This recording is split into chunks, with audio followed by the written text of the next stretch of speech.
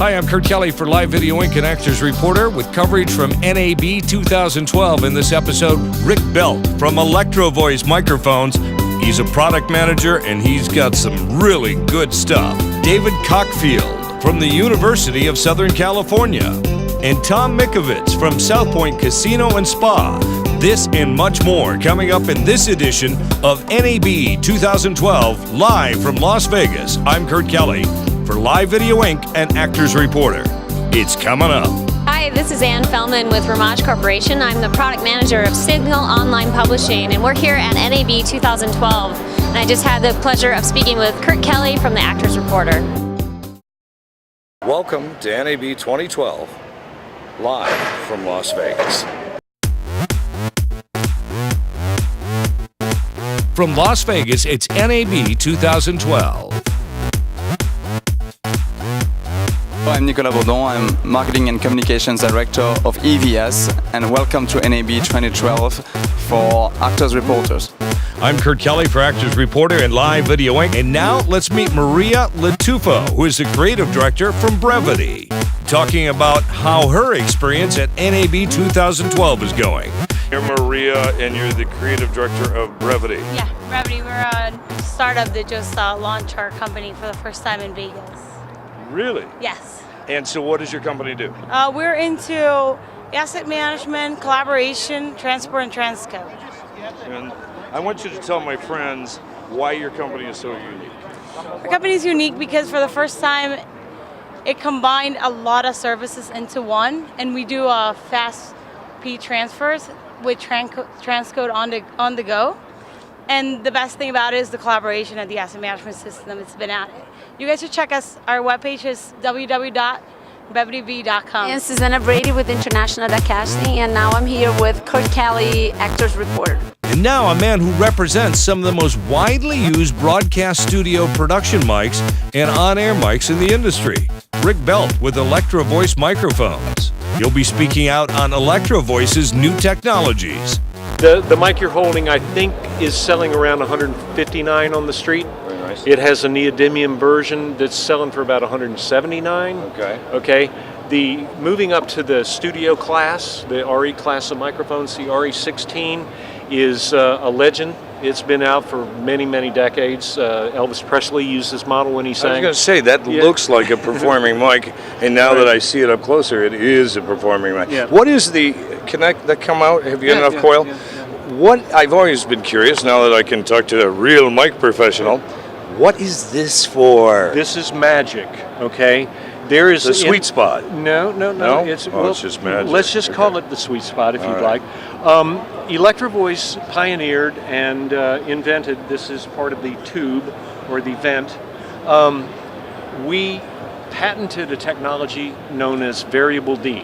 Actually began in the 1950s. I think the patent actually became effective in 1963. Variable D was designed to reduce or minimize or actually eliminate the tonal changes that happen with proximity effect. Okay. Dynamic, or not any dynamic. So somebody doesn't sound off axis, if you will? Well, yeah, proximity effect is the increased bass response as a microphone gets closer and closer to your voice. Directional microphones have proximity effect. That's the law, okay? And what happens is you see guys on stage, they put that mic right against their lips and they sound like huge, but as they move it away, it thins out. And the reason is proximity effect, and it's just inevitable. Now, what these vents do on the RE16, along with the 20, 27, and 320, these vents are strategically designed to dampen all of the acoustic phenomenon that creates that proximity effect. And the reason that these mics are so popular in broadcast studio, where a guy is sitting at a desk talking into a mic all day, is because without that proximity effect, the DJ, let's move over here, the DJ can move around the mic very liberally. He can read copy, he can look at the director through the window, he can reach for the thing he just dropped on the floor. Right, he can move about the mic and not suffer the consequences of the tone of his voice changing. You gave up so many trade secrets just now. So anyway, that's what these vents are all about. Yes. So the RE16 has the vents, the RE20, 27, and 320, they all have this strategic design venting system that eliminates proximity. Now, this is actually a unique patent design because a lot of mics do not have that. Oh yeah, this is Very truly. exclusive to Electro-Voice. Nobody else has this technology. Interesting. Yeah. So anyway, 379, 450, 500, 299, 119, 149. So these, being a little more pricey, does this still have a better sound? Good sound is subjective, right? Oh, you are such a diplomat. Good sound is subjective. Well, I have this discussion with people day in and day out. Well, when you What say sounds it must, good to you? What it must sound good. Well, exactly what do you mean by that? Sound good to you. Okay. Right. So, Are there other things coming out in the near future we can expect? nothing that I'm at liberty to discuss. That's the one I wanted to discuss. We'll be back with more on that in a moment. I'm Kurt Kelly for Live Video Inc. and Actors Reporter. We're at NAB 2012. I'd like to thank you, Rick Bell, for your time Absolutely, and my your pleasure. Thanks for generosity. stopping. So you're thinking of studying entertainment and going to college or furthering your education?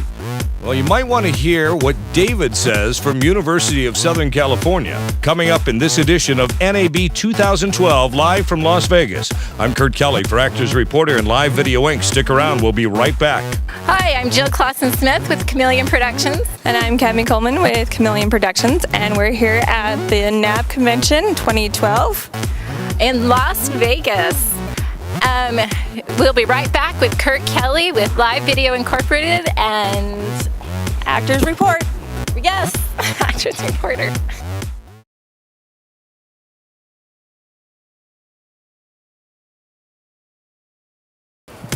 Hi, I'm Irene Conrad from Brite. We're at booth C8228 at NAB 2012. Come and visit us. We're here with Actors Reporter and Kurt Kelly, and thank you for this interview. Welcome back to NAB 2012 from Las Vegas. I'm Kurt Kelly for Live Video Inc. and Actors Reporter. We're at the Sony booth with David Cockfield. So you're thinking of studying entertainment and going to college or furthering your education? Well, you might want to hear what David says from University of Southern California. You've been at USC for 30-some days. No, I mean years. 30 plus years. So you've seen all types of technology over the years. Yeah. What do you do at USC? I'm a designer integrator for classroom studios. So when you're putting together a classroom studio, you come to NAB for the education on where the trend is heading? Where the trends are going, what's the latest stuff, just to make our job easier. Would you use something, or would you propose using something like these cameras behind us? Not in a classroom studio. Why? It's a little bit more than what you would need to do. Okay. So in a classroom setting, this is a low light camera. Tell me about it. Yeah, this is a low light camera that you could shoot and push to film, get you the film look. Very good light characteristics. Right. It handles from lights to dark really well. So it's the next thing to a film. So when you're using a camera like this, how low a light can you shoot it? Because I see they have virtually no light on behind us. They're talking at one point less than 100 foot candles. 100-foot candles on the set? Yeah. To shoot it as if it was a daylight scene or evening, any type of shot? Anything, just about anything you can put your mind to. So aside from the fact that guy just ran into me, which will be happening a lot at this event, I'm sure, yes. Aside from that, and they just walked off with my bag, come back. No, the camera like this, where would you use it? What settings could you see using this in? Television shoots, films, what? Television shoots and broadcast. Sitcoms? Sitcoms. Doing a lot of stuff you would see like on PBS and stuff like that. Okay, documentaries. Right. Yeah. What is the focus if you're a media person or a journalist or aspiring person to go to USC and learn about television film production? What are the areas that you would say are the central focus? Pretty much our journalism school is going for on-air talent, making sure the student knows what it takes. The next news anchor, the next celebrity. Be that stand-up reporter or the news anchor on the nightly news. Really? Yes. So when people come out of USC, everybody has this impression I go to school and now I work at ABC Nightly News or CNN or wherever. What's realistic in the real world? You're going to spend a lot of time at a small market television station. And over time, we're going to progress. I'm not really sure what the ratio of people that make it to the large networks, but most everybody's going to be in the small market, medium-sized market. Very few fortunate people are going to make it to the large markets. Where do you see media evolving to? Where are we headed in the next 5-10 years? You know, I think a lot of us are going to, the internet is going to open up all kinds of doors. Your universities we are using the internet a whole lot more to get our message out. Now, when it's a radio broadcast on the internet, it's called a podcast. Correct. When it's a television broadcast on the internet, what do you call it? Streaming. Streaming. It's not a podcast. That's correct. It's on demand. It is streaming. a broadcast. Yeah. Interesting. I'm Dennis Wharton, the NAB Executive Vice President of Communications. I'm happy to be here with Kurt Kelly and Actors Reporters, the online service that I never miss. And now our continuing interview with Anthony Orchard, who is a lab manager at Intel Corporation. So if I'm looking for Thunderbolt storage, do you have that? We have that. If I'm looking for Thunderbolt transfer, you obviously have that. What was the primary market you were focusing on? Was it broadcast, was it television, or is it end user, or both? We want everybody to use Thunderbolt. The cool thing about Thunderbolt is a lot of people have been asking, what is Thunderbolt? And I give them the whole spiel, give them all the stuff. But the reality is, all you have to do is try it. Once you've tried it, once you've seen it, you get it. And you don't ever want to go back to anything else. It is really something. We believe in the technology. We believe it's going to take off in the market, and we believe that you're going to have Thunderbolt everywhere. So is there an interface for broadcasters that I can take my HD camera when we're done today, and I could put some type of interface on my HD camera, which is only impaired by my transfer rate unit, and transfer that video down to our drives in seconds versus hours that it takes with our current transfer methods? Well, you have a couple of options. Yes. One option, called an IOXT. This device has HD SDI, has HDMI, it has YRC, an analog video and audio. So you can plug your camera directly in and import, and that's right. So this is a Thunderbolt device, and it connects to your device chain via Thunderbolt. So you can connect your camera in and import right into Final Cut or AVID or whatever your NLE is, right? CS5, whatever you're using for cutting. Absolutely, yeah. The other option would be, and we're really in love with this, one of our partners called Blackmagic, right, unveiled a camera at this show that is Thunderbolt enabled. So it has a Thunderbolt port right on the camera. Nice. So you plug your camera in right into your Thunderbolt chain at Thunderbolt speeds. You're capturing. There's no delay. There's no getting the drives and plug them into something else. It's live. It's direct transfer. Absolutely. Rockstar is one of our partners, and this is a 2-bay RAID storage device. They also have 4-bay RAID storage devices and other devices as well. For the consumer who doesn't know how big that is, how big is that? Well, it depends on the drive. So what RAID is, you can put anything you want. Could I put in like 12 gig in there, RAID? If it'll fit, yeah.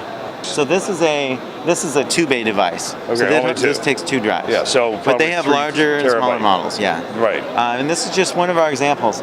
Promise makes an excellent RAID. We have storage from Now this is for backup redundancy storage? Well, I'll tell you, I have a Thunderbolt enabled computer that I use to work. And just to work on. I use it for. I like to. It's lighter. I carry it to meetings, and it's running Windows. And how big is that? And the hard drive is about 40 gigs, which isn't very large, right? For what I do. But if I'm running Autodesk or SolidWorks or something like that, I'm not going to do that on the go on a little screen. Right. All that stuff resides on my storage in my Thunderbolt chain.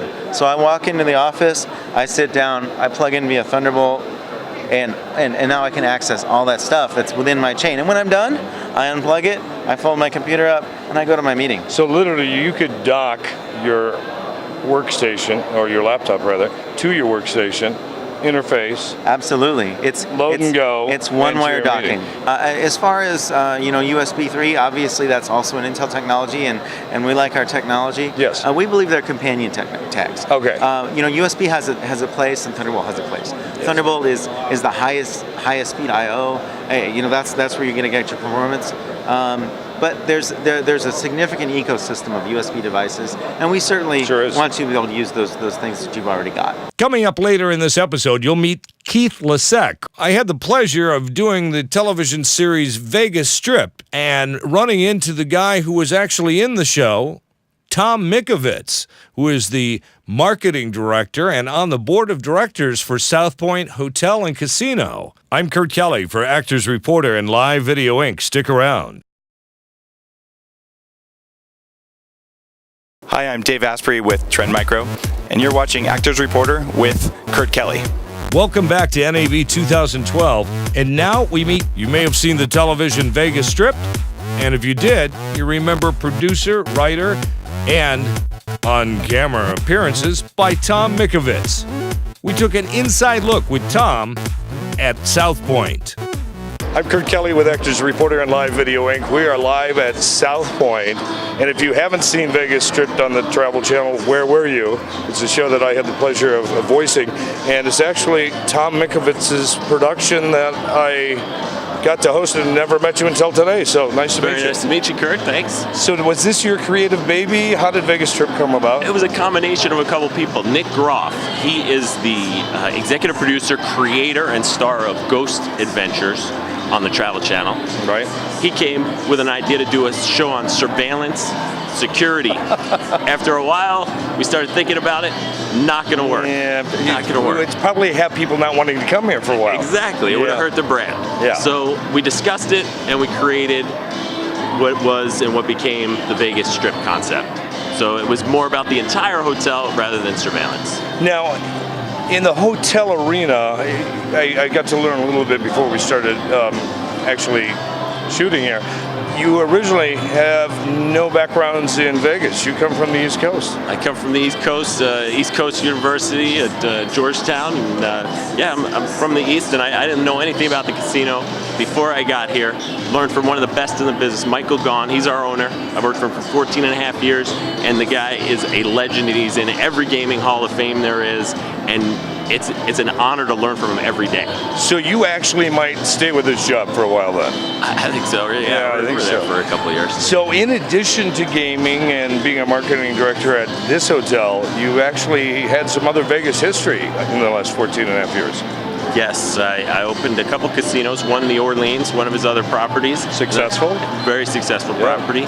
Then the Suncoast, which is more of a neighborhood casino. I've been there. I saw Eddie Money perform a concert there. That's right. I was there. Great show. Love Eddie. Yeah, I remember. We sat over, and never mind. And then opened this place. Nice to see. It's a really exciting thing to see a casino being built frame by frame, ground up. So how long has this facility, South Point, been here? Been here since December of 2005. This is relatively a new casino in the history of Vegas. In Vegas terms, yes, definitely a new casino, and it's still looking good. And our cleaning people, they keep it very clean. You'd think it was new. We change the carpet all the time. And I mean, not just the inside, but even in the parking lot, I was kind of like looking around going, and it's very clean.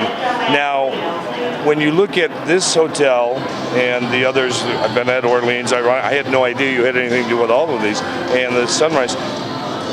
What are the differences between them, the audience you're targeting and attracting? Because this one's more targeted to a different audience than those two. I think so. This one is a little more similar to the Orleans rather than the Suncoast. Suncoast is definitely a locals property. They only have a couple hundred rooms. Orleans has a couple thousand rooms. We have a couple thousand rooms, but we are closer to the freeway and we're on the Strip. So a little bit of the this is actually still on the Strip? Las Vegas Boulevard still considered the Strip. South Strip, but the Strip. I didn't realize that because we took the 15 to get out here from the convention center, so I didn't realize we were still, thus the Vegas Strip. So this hotel has some unique things that other hotels don't, though. Most hotels don't do rodeos in the casino business and some of the things you do. What are all the specialty attractions you offer for people who want to come and spa and gamble and enjoy your attractions?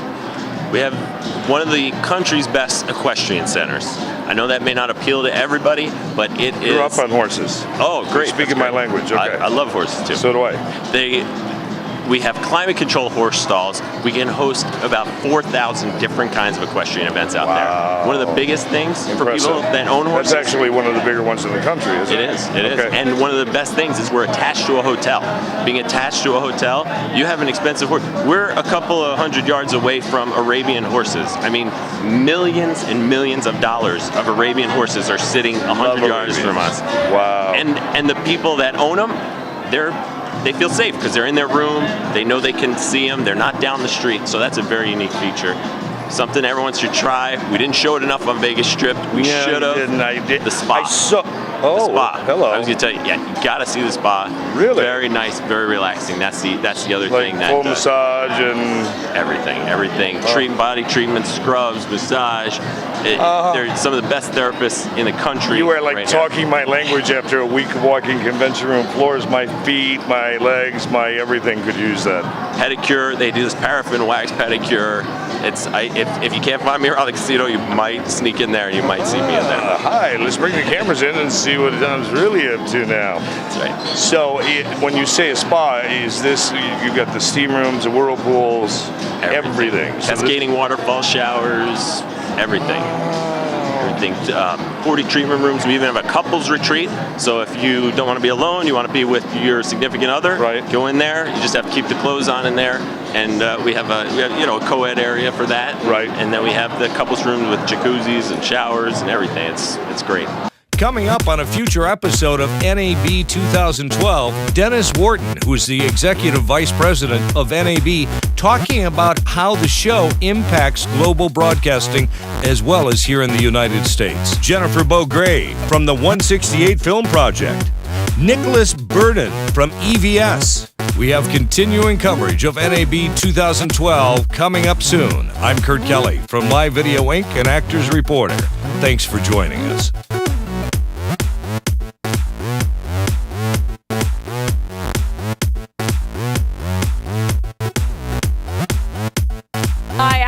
Coleman with Kameleon Productions. And I'm Jill Clawson Smith, also with Kameleon Productions. And we're here at the NAB 2012 show in Las Vegas.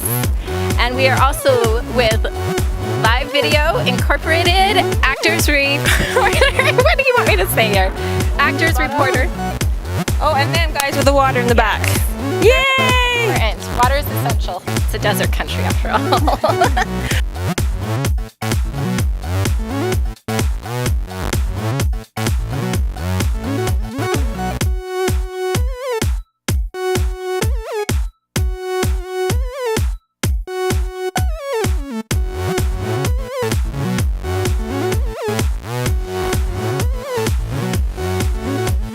Now it's time for the NAB 2012 special bonus moments from Las Vegas. So, in a show of this magnitude, how many people are working on it behind the scenes to make this event come off? I couldn't even guess. No estimate. Thousands. Thousands, really. With all the vendors and the workers making the lights come on and laying carpet. How many years have you been working events like this? 30. 30 years. In size proportion, how is this relative to some of the other shows? Large, not the largest, but large. What would be the largest? I have a feeling I know. Like Con Expo, Con Ag, okay. perhaps. What is the one when they come out with all the new products? CES is fairly large. CES, yeah. Okay, so that would probably very large, yeah.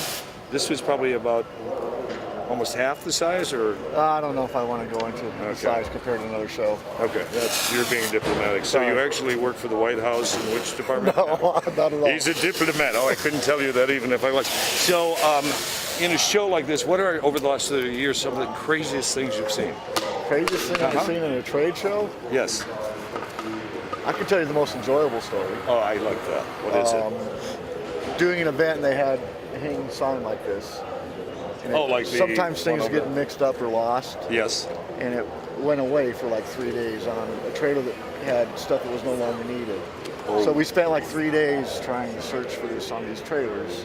How? They were of Asian descent, and different cultures have different cultural beliefs, and this gentleman was devastated. And you could just get the somber feeling that it was coming almost over for him as far as his career when he got back home. And 20, 30 guys with him with all somber feelings. And at the time I was parked in the dirt lot where those trailers were parked. Right. And we had these light towers. And I drove going home the night before, just like the night before the show opened, just like tonight. Right. I pull in from a pickup, or from a tractor trailer driving in my pickup. As soon as I turned the corner, they had found that crate. And all these gentlemen were jumping up for joy. So it was found in time for the show. Well, and they got it over and hung it. And oh, so he didn't lose his job. I lean on that story when it gets tough, like, you know, we're here for those folks. And that's really a nice story. Inspirational. It was to me. I still lean on it 20 years later. Wow.